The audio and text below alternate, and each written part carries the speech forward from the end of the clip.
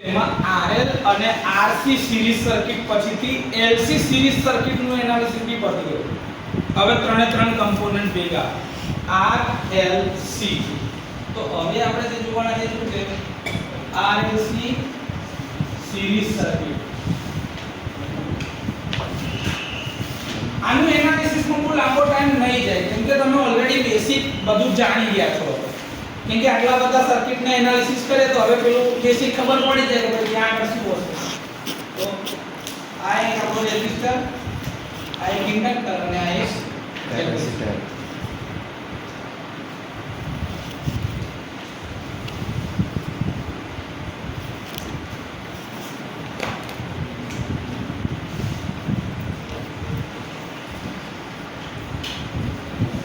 આ તમારો resistance R, inductor L, capacitor C. ખબર છે ને આટલું? I તમારે RMS વેલ્યુ નું કરંટ જવા દો તો RMS નો કેપિટલ I લખાય. તો કે ખોટું નહીં, બધું ચાલશે. આના કોસનો voltage drop VR, VL,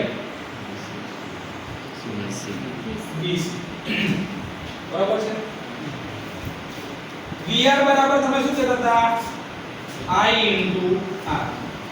VL બરાબર I into XL અને VC બરાબર I into XC. આવું કહેતા હતા. બીજા ઇક્વેશન છે જેમાં અમે કહેતા કે XL = 2 pi fL એટલે કે ઓમેગા L અને XC બરાબર 1/2 pi fC એટલે કે 1/omega C. આવું કહેતા હતા કે નહીં? આટલે સુધી ખબર છે? તમે એવું કહેતા હતા કે sir inductive reactance, capacitive reactance. તો તમારો આખો ઇમ્પિડન્સ જે ગઈ વખતે આપણે LC સર્કિટમાં જે શું હતો √ R² + XL - XC². Yes or no? XL માં પ્લસ કેમ છે ને XC માં માઈનસ કેમ છે? હવે એનાલિસિસમાં આપણે જોઈ લીધું વેક્ટર ડાયાગ્રામમાં બી. તો હવે એમાં કોઈ તકલીફ છે? તો Z નું મેગ્નીટ્યુડ આટલું થશે. I શું થાય? V/Z. V એટલે સપ્લાય વોલ્ટેજ છે V અને Z ની વેલ્યુ શું થાય? √R² + XL - XC². ક્લિયર? હા કે ના? જો આનો ફેઝર ડાયાગ્રામ તમારે ડ્રો કરવાનો થાય તો અત્યારે વોલ્ટેજ એઝ અ રેફરન્સ લઈને ચાલુ કરીએ. તો આ મારો V છે, V. તો અહીંયા જ મારો VR થાય અને મારો કરંટ IR બી આ સેમ ફેઝમાં જાય. તો વોલ્ટેજ ડ્રોપ અક્રોસ રેઝિસ્ટર અહીંયા થશે VR. ઓકે ના? હવે VL જે છે એ કરંટ જે છે વોલ્ટેજ કરતા 90 ડિગ્રી પાછળ. બરોબર કે નહીં? તો ધારો કે અહીંયા કદાચ મારા VL હોય તો મારો કરંટ ક્યાં આગળ હશે? નીચે. તો I * XL લઈએ. આ મારો કરંટ છે IL. તો IR ની જોડે 90 ડિગ્રી પાછળ IL. યસ ઓર નો? અને કેપેસિટર નો કરંટ હોય તો વોલ્ટેજ કરતા 90 ડિગ્રી આગળ IC. આવું તો તમને ખબર છે કે નહીં? હા. વોલ્ટેજ અને કરંટ ની રિલેશનશિપ. હા. એના આધારે નક્કી થશે કે ભાઈ વોલ્ટેજ આગળ છે કે કરંટ આગળ છે, વોલ્ટેજ પાછળ છે કે કરંટ પાછળ છે. હવે એમાં ઇમ્પોર્ટન્ટ પાર્ટ કોનો છે? તો કે ઇન્ડક્ટિવ રિએક્ટન્સ XL અને ઇન્ડક્ટિવ કેપેસિટિવ રિએક્ટન્સ XC. બંનેનો ઇમ્પોર્ટન્ટ રોલ છે. જો XL વધારે હોય, જો XL વધારે હોય તો XC ઓછો થઈ ગયો. તો આ બંને નો જવાબ શું આવશે? આની વેલ્યુ 5, આની value 3. 5 - 3 positive. Inductive reactance side જો XL વધારે હોય તો સર્કિટ કેવી થઈ જાય? ઇન્ડક્ટિવ. સર્કિટ કેવી થઈ જાય? ઇન્ડક્ટિવ. અને XC વધારે હોય તો સર્કિટ કેવી થઈ જાય? કેપેસિટી. એ ગઈકાલે આપણે પેલું L અને C સિરીઝ સર્કિટ વાળું એનાલિસિસ એમાં આ વસ્તુ જોઈ હતી કે નહીં? આ એક છે. કઈ નવું છે? આમાં ખાલી તમારે Z આ રીતે શોધવો પડશે. પેલા LC સિરીઝ સર્કિટમાં રેઝિસ્ટન્સ હતો નહીં, પણ આમાં રેઝિસ્ટન્સ છે. ઓકે, તો I into Z કરીએ તો તમને વોલ્ટેજ ડ્રોપ મળી જશે. એમાં I into Z. ક્લિયર? કશું નવું કરવાનું હોતું નથી. Z નું ઇક્વેશન છે, I નું ઇક્વેશનમાં V by Z છે, તો V બરાબર I into Z થાય કે નહીં? દાખલા ગણતી વખતે આ બધું કરવાનું છે કે ભાઈ આ ડિનોમિનેટર ને આ બાજુ ન્યુમરેટરમાં નાખો કાં તો અહીંયા ગોળે તો અહીંથી ડિનોમિનેટરમાં નાખો. બસ આવું જ છે. ઇક્વેશન ખબર હોવા પછી પેલું બી યાદ રાખજો, f is equals to 1 upon time period t. આવું ખબર છે કે નહીં? હા. થીટા બરાબર tan inverse y by x. આ ખબર હોવી જોઈએ. cos phi એના બરાબર r upon z. આ બધું આવડે છે કે નહીં? આ બધું આવશે. પાવર નું ઇક્વેશન શું બનશે? v into I into cos phi. તો વોલ્ટેજ ની જગ્યા પર voltage I is equal to શું થાય? V by Z. I is equal to V by Z થાય ને? હા. તો આને V by Z અને આની જગ્યાએ R by Z બી મુકાય. cos phi ની જગ્યાએ R by Z મુકાય ને? તો આવું બી થશે. આ બધી વસ્તુ ખબર પડે. V ની જગ્યાએ સાહેબ હું આવી રીતે મૂકું તો આના બરાબર આવું છે ને? I into Z into I into R by Z. તો Z અને Z का ચાક તો શું થઈ જશે? આના બરાબર I square into R. આવું બી ઇક્વેશન બનશે. આના બરાબર આવશે V square R by Z. આવું બી ઇક્વેશન બનશે. એટલે કયા ફોર્મમાં કઈ વસ્તુની જરૂરિયાત પડે એ ખબર હોવી. આટલા બેસિક ઇક્વેશન્સ જો આવડતા હશે ને તો બધી સર્કિટના એનાલિસિસ તમને આવડી જશે. કશું નવું છે? આટલું જાણો છો ને? આટલી જ વાત છે. હવે RLC સિરીઝ સર્કિટમાં એક સ્પેશિયલ વસ્તુ થાય છે. જ્યારે XL બરાબર XC થાય, શું થાય? રેઝોનન્સ વાળું પછી જ કરાવું છું બરાબર. XL બરાબર XC ને આપણે રેઝોનન્સ કન્ડિશન કહીશું. પણ એક પહેલા આટલું સમજી લો. આમાં કંઈક ડાઉટ હોય તો પૂછી લો અને લખી લો. રેઝોનન્સ જે છે ને RLC સિરીઝ સર્કિટની અંદરમાં એક અલગ પ્રકારની ઘટના છે જે બહુ રેરલી જોવા મળે. કેવું થાય ખબર છે કે ભાઈ આમાં બે રિએક્ટન્સ છે તમારી પાસે, એક ઇન્ડક્ટિવ રિએક્ટન્સ અને એક કેપેસિટિવ રિએક્ટન્સ. જ્યારે ઇન્ડક્ટિવ રિએક્ટન્સ ની કિંમત કેપેસિટિવ રિએક્ટન્સ બરાબર થાય ત્યારે સર્કિટની અંદરમાં L અને C હોવા છતાં એનો નેચર કેવો થઈ જશે? Pure resistive. Pure resistive. આ ઘટનાને રેઝોનન્સ કહેવામાં આવે છે. શું કહેવાય છે? રેઝોનન્સ. કેમ કે આવું થશે તે ટાઈમે Z ની વેલ્યુ શું થશે? અંડરરૂટમાં r² + 0 નો સ્ક્વેર ઇઝ ઇક્વલ ટુ શું થશે? r. Z બરાબર શું થઈ જાય? ક્યારે આવું થશે? At resonance condition. Resonance condition પર શું થઈ જશે? Z is equals to R. Yes or no? તો એ ટાઈમે તમારો Z બરાબર R થશે. તો એ ટાઈમે તમારો કરંટ શું થઈ જશે? I બરાબર સિમ્પલ ખાલી વેલ્યુ મૂકો ને. I બરાબર V upon r² + 0 નો સ્ક્વેર એટલે r² + 0 નો સ્ક્વેર એટલે V upon અંડરરૂટમાં r² બરાબર V by. તો પ્યોરલી રેઝિસ્ટિવ સર્કિટ જેવું થઈ ગયું. પ્યોરલી રેઝિસ્ટિવ સર્કિટ જેવું એટલે કે સાહેબ ઇન્ડક્ટિવ અને કેપેસિટિવ બંને કમ્પોનન્ટ આઉટ. ઇન્ડક્ટિવ અને કેપેસિટિવ બંને component out. At resonance condition બંને આઉટ.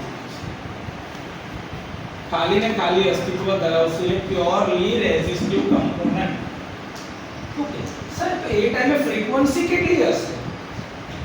50 60 હોય ને?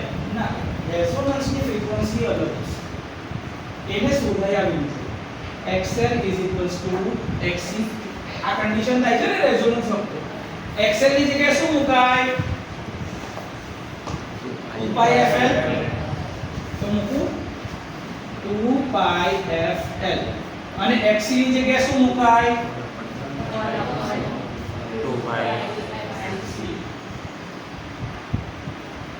f અને f આ બાજુ ભેગા કરતો તો f² બરાબર 1/4π² lc આવું કહેવાય કે ના કહેવાય આ 2π અહીંયા જો મલ્ટીપ્લાય થાય l અહીં અને આ f અહીં તે અહીંયા હવે આ તો સ્ક્વેર છે મારે તો ફ્રીક્વન્સી શોધવી છે fr ઇઝ ઇક્વલ ટુ શું થાય અંડર રૂટમાં 1/4π² lc તો 1 માં 4π² નું અંડર રૂટ કાઢીએ તો 2π થઈ જાય અંડર રૂટમાં lc આને કહેવામાં આવે છે રેઝોનન્સ ફ્રીક્વન્સી શું કહેવાય છે રેઝોનન્સ ફ્રીક્વન્સી શું કહેવાય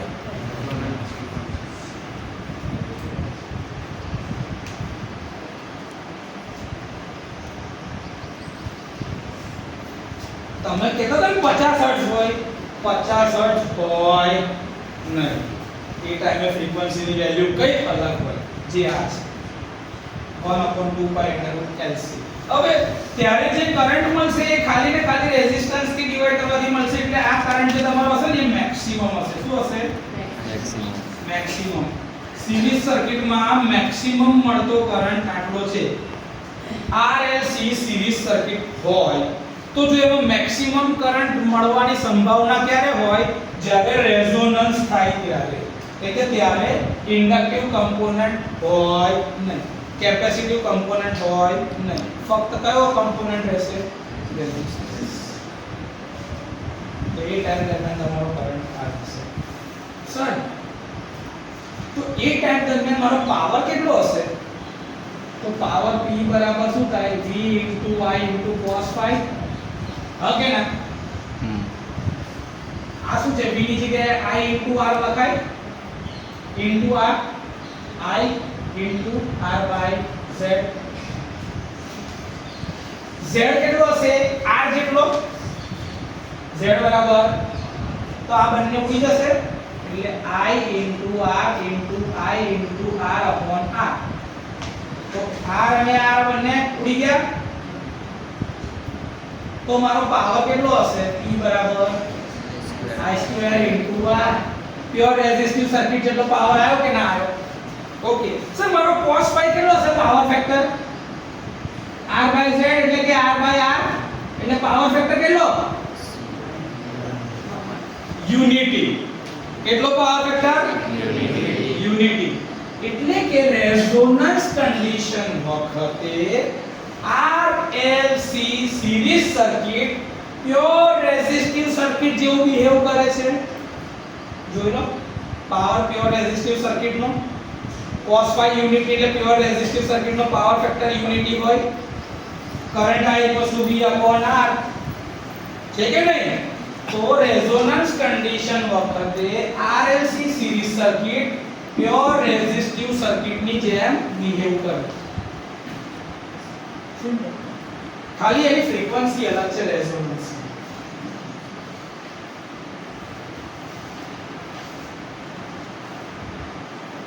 આમાંથી જો 2πf અહીંયા આગળ પૂરી નાખીએ ને તો એ શું બની જાય ખબર રેઝોનન્સ ફ્રીક્વન્સી ની એંગ્યુલર ફ્રીક્વન્સી ઓમેગા 0 બરાબર 1/√LC ઓમેગા 0 બરાબર 1/√LC આ 2πf અહીંયા ગુણ્યા તો ઓમેગા બની જાય ને કયું હા 2πf બરાબર ઓમેગા ના થાય તો મેં આ 2π જે અહીંયા નીચે તો એને અહીંયા આગળ ગુણી નાખી તો મારો ઓમેગા 0 મળી ગયો તે ટાઈમની એંગ્યુલર ફ્રીક્વન્સી રેઝોનન્સ વખતની એંગ્યુલર ફ્રીક્વન્સી ઓમેગા 0 આ તમને ફાઇન્ડ કરવાનું કહેશે અમુક કે ભાઈ એ ટાઈમ દરમિયાનની એંગ્યુલર ફ્રીક્વન્સી કેટલી તો એંગ્યુલર ફ્રીક્વન્સી ઓમેગા 0 બરાબર 1/√L છે 2π જે અહીંયા નીચે હતા એને અહીંયા મલ્ટીપ્લાય કરી દેવાના છે સિમ્પલ કઈ નવું કરવાનું છે આવું છે આવડે સર પેલું ક્વોલિટી ફેક્ટર શોધતા હતા આપણે Q factor omega L by R યાદ આવ્યું ક્યુ ફેક્ટર આપણે પેલા દાખલામાં બી શોધેલું ઇન્ડક્ટિવ રિએક્ટન્સ વાળો એમાં આપણે શોધેલું omega L upon R direct કિંમત મૂકી દેવાનું ઓમેગા L અપોન R ની જગ્યાએ તો બી થઈ જશે તમારે કઈ એમાં બોર્ડ ભરાઈ ગયેલું છે આટલું પહેલા લખો સમજી લો કોઈ ડાઉટ હોય તો પૂછી લો પછી આગળ વધીએ અને જે ગ્રાફ ડ્રો કરવાના છે જરા એક્ટિવ રહેજો શુક્રવાર પર એટલે નહીં જવાનું કેમ કે શુક્રવારે છેલ્લું લેક્ચર આવે છે મગજ કામ ના કરતું હોય તો આ કેરેક્ટરિસ્ટિક ખબર નહીં પડે એટલા માટે અત્યારે એડવાન્સમાં જઈ રહ્યા છે તો અહીંયા આગળ આપણે ફ્રીક્વન્સી ડોમેન જે છે તેની વાત કરીશું આપણે ફ્રીક્વન્સી જે શોધીશું તો તમે જ્યારે બી સપ્લાય આપશો રેઝિસ્ટન્સ તો ફિક્સ જ છે કે રહેવાનો છે એની વેલ્યુ કશે જવાની છે તો રેઝિસ્ટન્સ ની વેલ્યુ કોન્સ્ટન્ટ જ રહેવાની છે તો એનો આ વોલ્ટેજ ડ્રોપ ફિક્સ છે VR I * R આ બદલાય નહીં તો આ પહેલો કર્વ છે તમારો રેઝિસ્ટન્સ નો શું છે રેઝિસ્ટન્સ R એક નંબર શું આપું છું ડ્રો કરી લો સાથે સાથે થોડું અંદાજો આવી જશે કોઈને ડાઉટ છે કે તમારો રેઝિસ્ટન્સ જે સર્કિટનો છે એને ફ્રીક્વન્સી પર કોઈ લેના દેના છે જો XL માં ફ્રીક્વન્સી આવે XC માં ફ્રીક્વન્સી આવે R માં કોઈ ફ્રીક્વન્સી આવે તો R ને ફ્રીક્વન્સી વધે કે ઘટે એની કોઈ ફેર પડે છે ના R ને ફ્રીક્વન્સી થી કોઈ ફરક પડશે ના તો R is independent of frequency અથવા તો from frequency જે કહેવું હોય એ કહેવાશે R is independent from frequency changes or variations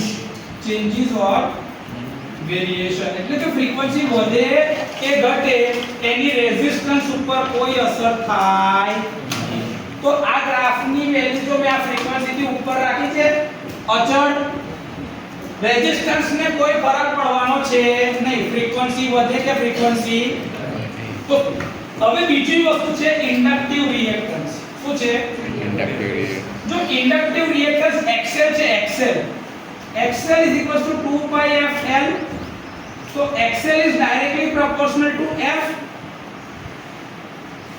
okay ના તો XL એ F ના સમપ્રમાણમાં વધે છે ફ્રીક્વન્સી 0 તો XL 0 ફ્રીક્વન્સી 1 તો XL 1 એટલે એના પ્રમાણમાં 2 pi અને L તો અચળ જ છે એ બદલાવાના નથી તો XL કોના પ્રમાણમાં બદલાશે ફ્રીક્વન્સી વધે તો XL વધે કે નહીં તો ફ્રીક્વન્સી 0 તો XL 0 અને પછી આ વધી એટલે આ છે ને 45 ડિગ્રીના ખૂણા પરની સીધી line curve number 2 XL is equals to 2 pi FL 45 ડિગ્રીના ખૂણા પરની લાઈન આ કેટલા ડિગ્રી પરની લાઈન છે 45 મેં અત્યારે એવું સમજો કે 2 pi L અચળ છે એટલે જેવું ફ્રીક્વન્સી વધતી જાય mm XL વધતો જાય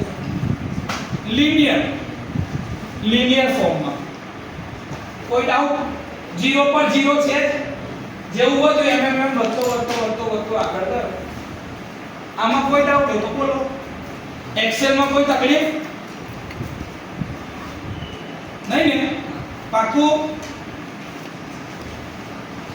હવે ત્રીજો કર્વ છે આપણો 2 pi FC XC બે બીજો કર્વ દોરાઈ ગયો બધાને તો આગળ જાઓ ત્રીજા પર ચલો XC ની વેલ્યુ જે છે શું છે ખબર XC 1/2 pi FC તો F ના વ્યસ્ત પ્રમાણમાં છે 1/f XC બરાબર 1/f કહેવાય કે નહીં જો ફ્રીક્વન્સી 0 તો XC ઇન્ફાઇનાઇટ શું છે ઇન્ફાઇનાઇટ થી પછી વધતો ઘટતો આવશે પછી ફ્રીક્વન્સી 1 તો XC 1 ફ્રીક્વન્સી 2 તો XC 1/2 પછી ફ્રીક્વન્સી 3 તો XC 1/3 ફ્રીક્વન્સી 4 તો xc 1/4 એટલે કે કન્ટિન્યુઅસલી ઘટતો જાય છે. તો એ xc કેવો હશે ઇન્ફાઇનાઇટ થી ચાલુ થયો અને ઘટતો જાય છે હાઇપરબોલા ફોર્મમાં. કયા આ કર્વ નંબર 3 xc કે જેમાં 1 ફ્રીક્વન્સી છે. Yes or no? યસ. એક ટાઈમ એવો આવશે જ્યારે xl xc થશે. એ અહીંયા વચ્ચે આજે છે ને આને કહેવામાં આવે છે રેઝોનન્સ ફ્રીક્વન્સી f0 અથવા તો fr. ત્યારે શું થશે xl xc. આ એક લાઈન છે રેઝોનન્સ બતાવે છે. શું બતાવે છે? આટલું ખબર પડી હોય તો ડ્રો કર નાખો તો લઈને પછી તમે જાણો છો એમ ચોથા કર્વ માટે કે સર્કિટનો સૌથી પહેલો નેચર કયો છે? ધારો કે ફ્રીક્વન્સી 0 તો આ તો 0 છે પણ આ કેવો છે xc ઇન્ફાઇનાઇટ એટલે બહુ જ મોટો છે. ત્યારે ઇન્ડક્ટિવ રિએક્ટન્સ કેટલો છે? બહુ નાનો, એકદમ 0 એટલે છે જ નહીં. પણ કેપેસિટી રિએક્ટન્સ અનંત ઇન્ફાઇનાઇટ. તો શરૂઆતમાં એ વેલ્યુ કેવી હશે? મોટી. તો xl xc તો 0 અનંત તો મેક્સિમમ થઈ જાય માઈનસ ઇન્ફાઇનાઇટ. એ કર્વ અહીંયા આગળ માઈનસ ઇન્ફાઇનાઇટ થી ચાલુ થાય ધીરે ધીરે ઘટતો જાય અને પછી બદલાય. આ કર્વ કયો છે? xl xc. માઈનસ એટલે કે ઇક્વિવેલન્સીમાં કે ભાઈ મોટો જે હશે એનું પોઈન્ટ ઉલટા જશે. એટલે આ નેગેટિવ માંથી નીચેથી ચાલુ થઈને ઉપર જાય. જે શું બતાવે છે? રેઝોનન્સ ની પહેલા સર્કિટનો નેચર કેવો છે? કેપેસિટિવ. અને રેઝોનન્સ વાળા પોઈન્ટ પછી એનો નેચર કેવો છે? ઇન્ડક્ટિવ. કયો છે? ઇન્ડક્ટિવ. તો આ તમારો કર્વ નંબર 4 છે xl xc. અને એ જે અહીંયા ફ્રીક્વન્સીના જે પોઈન્ટને કટ કરે એ તમારી રેઝોનન્સ ફ્રીક્વન્સી છે f0 અથવા તો fr. મેં પહેલા બતાવી દીધું પછી એ પોઈન્ટમાંથી પાસ કરી છે. સિમ્પલ. તમે એ બતાવો કે સર અહીંયા કટ થયો આ પોઈન્ટને મારે રેઝોનન્સ ફ્રીક્વન્સી કેવી છે આપી. ત્યાંથી ઉપર xl અને નીચે xc. તો કેટલા કર્વ દોરાઈ ગયા? 4 દોરાઈ ગયા. હવે પાંચમો કર્વ જે છે એ છે ઇમ્પિડન્સ. કયો છે? ઇમ્પિડન્સ. ઇમ્પિડન્સ z બરાબર તમે શું કહેતા હતા? √ r² xl xc નો સ્ક્વેર.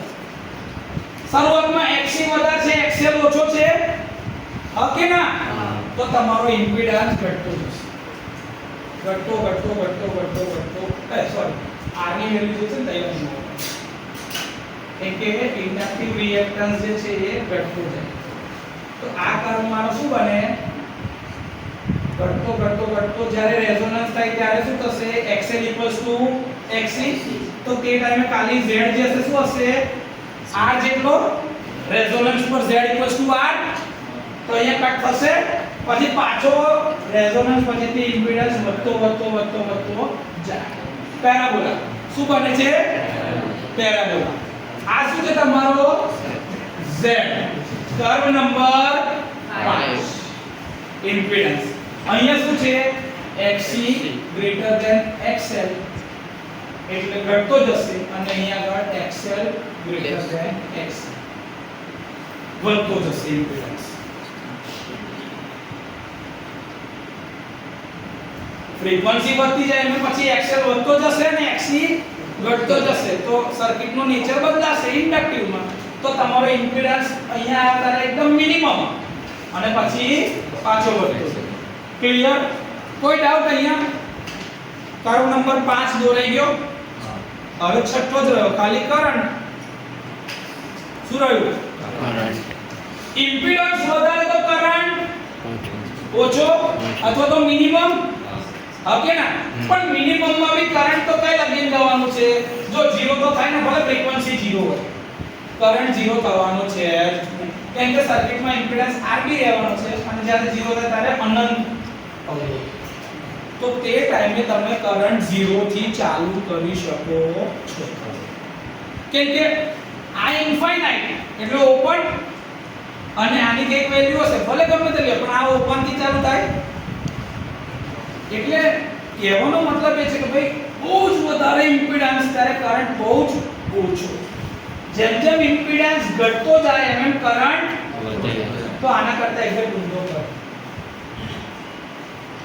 સો થોડું વધારવું પડશે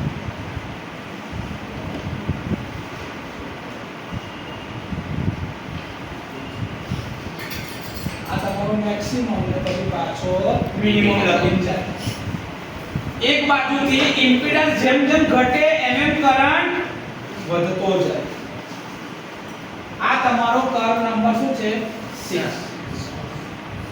કરંટ રેઝોનન્સ ઉપર કરંટ નું પીક આવે મેક્સિમમ શું આવે કરંટ નું પીક મેક્સિમમ જેને રેઝોનન્સ ટાઈમનો કરંટ I0 કહેવાય શું કહેવાય I0 maximum value of current available in RLC series circuit clear છે કોઈ ડાઉટ આમાં હવે એ ટાઈમ દરમિયાન જે ફ્રીક્વન્સી મળી એને તમે FR કહો છો હવે આ કરંટ ની આ કઈ વેલ્યુ છે મેક્સિમમ વેલ્યુ તો એની RMS વેલ્યુ જે મળે ને અહીંયા લખા આ ધારો કે એની RMS વેલ્યુ છે તો આ અને આને F1 કહેવાય અને F2 કહેવાય F1 અને F2 કટ ઓફ ફ્રીક્વન્સી કે એ ટાઈમે તમારા કરંટની વેલ્યુ કેટલી હોય I0/√2 એટલે કે મેક્સિમમ કરંટ રેઝોનન્સ નો જે મળે છે એની RMS વેલ્યુ પર રેઝોનન્સ ની બંને બાજુએ જે ફ્રીક્વન્સી મળતી હોય F1 અને F2 આ બંને શોધવામાં આવે જેને કટ ઓફ ફ્રીક્વન્સી કહેવાય શું કહેવાય અને એના લીધે શું મળે બેન્ડવિડ્થ શું મળે બેન્ડવિડ્થ બરાબર F1 F2 આ બંનેના તફાવતથી તમને બેન્ડવિડ્થ મળવાની છે એટલે કે રેઝોનન્સ થવા માટે કઈથી કઈ રેન્જમાં ફ્રીક્વન્સી જોઈએ તો કે ભાઈ F1 થી F2 ની વચમાં બેન્ડવિડ્થ શોધવા માટે તમે આને F0 વડેથી F0 ના આના બે વડે ભાગી નાખો તો તમને બેન્ડવિડ્થ મળી જશે આનો કર્વ એક અલગથી દોરીને આપેલો છે તમને કે F0 એની બે બાજુની સાઈડ ઉપર ખાલી એકલો આ કર્વ ડ્રો કરેલો છે કરંટ વાળો અને પછી તમને આ બે F1 અને F2 ડ્રો કરીને આપી છે જુઓ તો એ બંને અલગ અલગ ના દોરવું હોય તો એક જ કર્વમાં મેં બધું બતાવી દીધું તમને તો F1 F2 એ તમારો ફ્રીક્વન્સીનો ડિફરન્સ F0 / this કરો એટલે બેન્ડવિડ્થ ક્લિયર x एक्सिस पर फ्रीक्वेंसी y एक्सिस पर આવશે કરંટ તમારો કરંટ તમે જોયું કે સર ધીરે ધીરે વધતો જાય છે અહીંયા મેક્સિમમ ને પછી પાછો ઘટતો જાય છે યસ ઓર નો યસ આ તમારો જેટલા બી હવે કર્વ આપણે જોઈ રહ્યા છીએ કોના વચ્ચે છે ફ્રીક્વન્સી વર્સિસ કરંટ તમે કીધું એ પ્રમાણે કરંટ ધીરે ધીરે વધતો જાય છે આ મેક્સિમમ થી પાછો ઘટે છે આ તમારો મેક્સિમમ કરંટ આવ્યો તે ટાઈમ તમને શું મળતું હતું રેઝોનન્સ ફ્રીક્વન્સી F0 આ તમારો તો કરંટ મેક્સિમમ I0 એની તમારે RMS વેલ્યુ શોધવા જાવ એટલે 70.7% પર 70.7% તો કર્વને બે અલગ અલગ જગ્યાએ કટ કરે છે F1 અને F2 આ F1 અને F2 નો જે તફાવત છે ને આને કહેવામાં આવે છે બેન્ડવિડ્થ શું કહેવાય છે બેન્ડવિડ્થ બરાબર F1 F2 આ F1 ને F2 એટલે એવી ફ્રીક્વન્સી જ્યારે તમારા કરંટની કિંમત મેક્સિમમ કરંટ જે મળે છે એના RMS વેલ્યુ જેટલી થાય એટલે કે I0/√2 હા ને તો આ કહેવાય ને I0 ઓફ RMS વેલ્યુ જે કરંટ તમારો રેઝોનન્સ વખતે મળે છે એની 70.7% વેલ્યુ એટલે તમારી RMS થાય તો એ વેલ્યુ તમે કટ કરો તો બે અલગ અલગ જગ્યાએ મળે કે ના મળે એક એક્ઝામ્પલ તમે અહીંયા પરથી વડોદરા જાવ છો તો તમને કરજણ રસ્તામાં કેટલી વાર મળે? હે? ભાઈ પાછા આવવાનું હોય તો કેમ 2 વાર મળે? એકવાર જતી વખતે, એકવાર તો અહીં ના થાય. RMS વેલ્યુ કરંટની 70.7 ની એકવાર જતી વખતે, એકવાર 2 વાર મળી. તો 2 ફ્રીક્વન્સી મળી F1 અને F2. તો એટલે અહીંયા 2 વખત બતાવી કટ કરી નાખ્યું. F1 અને F2 નો જે તફાવત છે એ શું બનાવે? Bandwidth F1 F2. આ ના ખબર પડી? પાક્કું? હવે હું કહું કે આ બધાને 2π f થી ગુણી નાખતો. આ 2π, આ 2π, આ 2π. તો મારાથી એવું કહેવાય કે ભાઈ આ W1 W2 છે. જો 2π થી ગુણી નાખું તો ઓમેગા ઓમેગા થઈ જાય. એટલે આને મારાથી એવું કે ડેલ્ટા ઓમેગા. બેનો તફાવત જ છે ને, તો ડેલ્ટા ના કહેવાય? આવું કહેવાય કે ના કહેવાય? Q ફેક્ટર શોધતી વખતે આ વસ્તુની જરૂર પડશે. હવે આ બાજુ સર્કિટનો સૌથી પહેલો નેચર કયો? કેપેસિટી. કેવો છે? કેપેસિટી. અને પછી સર્કિટનો નેચર કયો થઈ જશે? ઇન્ડક્ટિવ. ગ્રાફ હમણાં જોયા ને? બરાબર છે? તો સર્કિટનો નેચર આવી રીતે બદલાય છે. બીજું સર, હું કરંટ વધારું છું તો રેઝિસ્ટન્સ વધાર્યો. રેઝિસ્ટન્સ વધારું તો અવરોધ વધે તો કરંટ ઘટે. તો હવે ધારો કે મીડિયમ રેઝિસ્ટન્સ વાળામાં મારો કરંટ કેવો હશે? મારો કરંટ બદલાઈ ગયો. R મીડિયમ અને R લો અથવા તો સ્મોલ. હા કે ના? હજી સાહેબ એકદમ હેવી રેઝિસ્ટન્સ લગાડી દઈએ તો આ પીક પર નીચે આવશે, કેમ કે રેઝિસ્ટન્સ વધારે તો કરંટ